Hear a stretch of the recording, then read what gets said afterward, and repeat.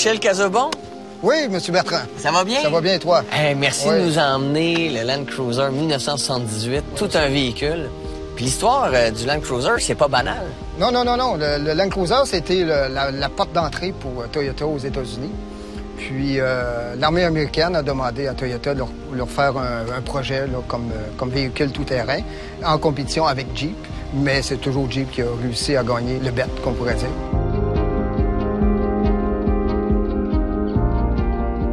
À l'époque, Toyota était reconnu pour fabriquer des petites voitures. Donc, même si on n'a pas remporté le concours pour l'armée américaine, eh bien, Toyota a pu développer un nouveau créneau, celui du véhicule hors route.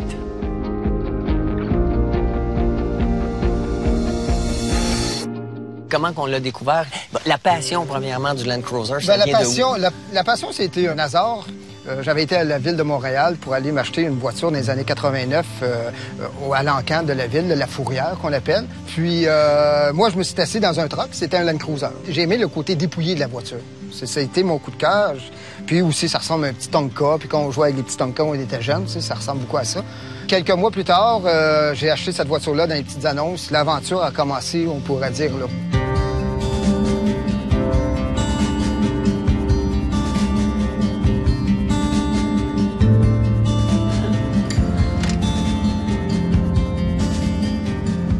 Il doit y avoir un peu d'émotion, hein, quand on va faire vraiment là, la première randonnée. Ah, la première randonnée, là, c'est...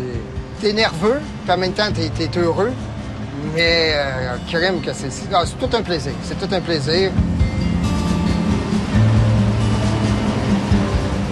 Quand est arrivé là, le projet de dire « je le restaure complètement ». Moi, j'ai aucune expérience. C'est peut-être la raison pourquoi j'ai rentré dans le projet. J'ai refait mon moteur moi-même. De A à Z, j'ai acheté des livres, j'ai appris. Puis finalement, j'ai réussi mon moteur, là. Il partait sur le frame, il allait super bien. Dans ces années-là, dans les années 95, Internet n'était pas encore de ce monde, très, très peu. Fait que le projet était 10 ans au rencard. Puis c'est seulement en 2008-2009, je disais, je vais aller voir sur eBay pour le fun Goggle, Toyota Land Cruiser. Puis là, j'ai remarqué, on peut avoir toutes sortes de pièces. Puis là, ben, c'était la grande aventure là, en 2009, de restaurer vraiment au complet le Land Cruiser. J'avais l'image, une image dans la tête, puis c'était cette image-là, mais c'est ça. Donc le rêve était là, il était clair, net et précis. J'avais une photo originale en noir et blanc, puis je l'ai toujours, c'est le moteur. Ben, si tu prends la photo originale, puis le moteur, c'est une copie carbone. Là.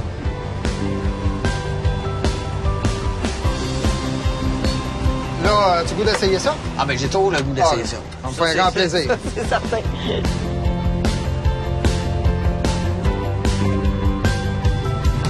Le Land Cruiser, c'est le premier véhicule qui a réussi l'exploit de franchir l'ascension du mont Fuji à 3776 mètres. Et grâce à ça, eh bien, Toyota a signé un lucratif contrat avec les policiers du Japon et le Land Cruiser est devenu leur véhicule officiel.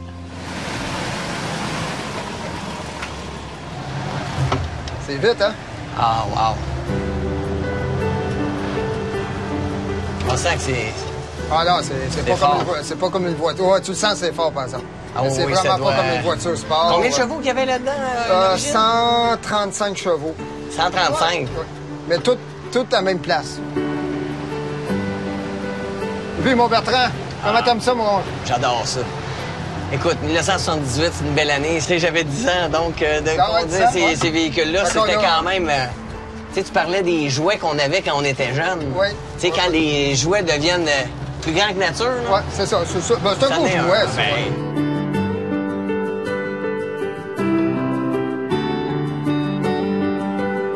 Michel, un grand merci de nous avoir présenté ton chef-d'œuvre, ton Land Cruiser. Vraiment extraordinaire. C'est une légende. Merci.